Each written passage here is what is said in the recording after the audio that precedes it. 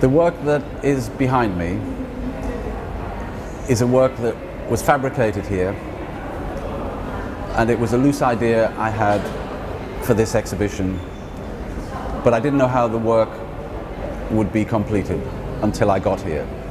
I anticipated that the work would be painted, or I would treat the surface of this constructed object in some way,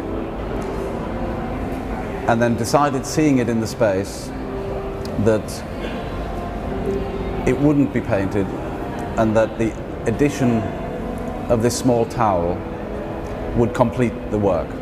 I liked the ambiguity of these two objects together and chose the towel because it has a resonance of the 1960s, but this kind of floral design has existed in every decade since then. So it's some measure of a kind of taste that has endured for a long time and still exists in the present day.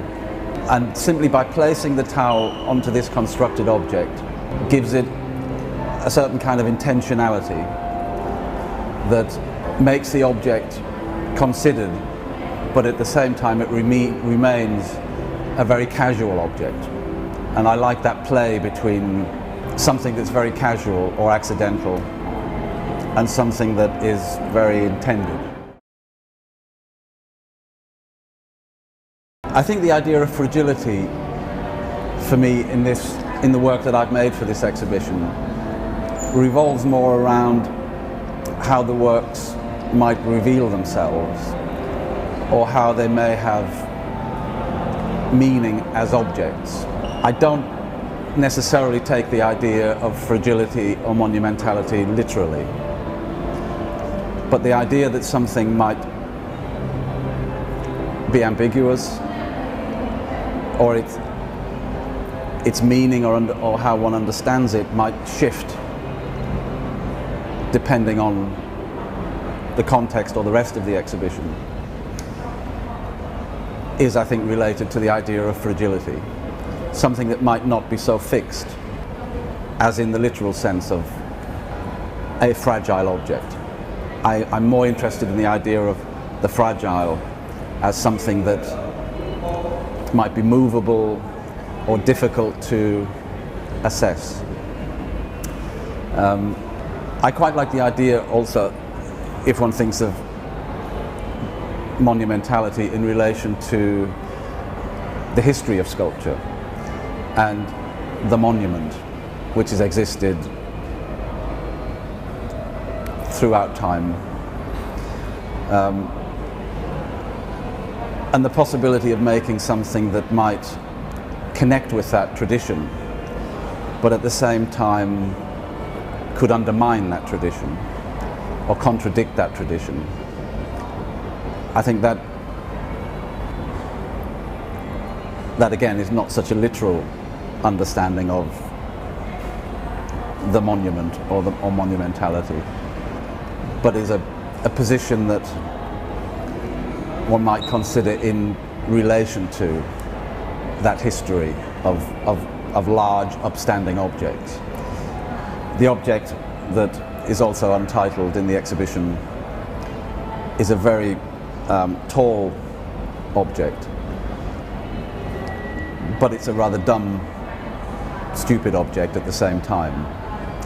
And so that the idea that something can be both very positive and very subversive at the same time interests me in this context.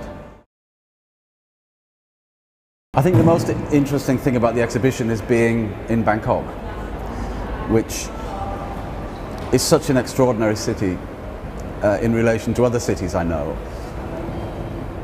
because it is such a city of extremes. And to make an exhibition in this context is both interesting because of the interrelation between Thai artists and British artists, but it's also the context of the city that I find really fascinating, because it isn't like any other city I've been to. for example, the idea that I would make an object covered in real animal fur this is the first time I've done it, even though I spent probably 10 years making sculptures using fake animal fur. The idea to make something here in this tropical heat and cover it in real fur seemed to me to both refer to my earlier work, but also to kind of contradict my earlier work, which was all about the synthetic and the fake. So it's allowed me to do something different in this context. But that relates back to the city and as I said, this idea that it's a very extreme context both to show work and to think about making art.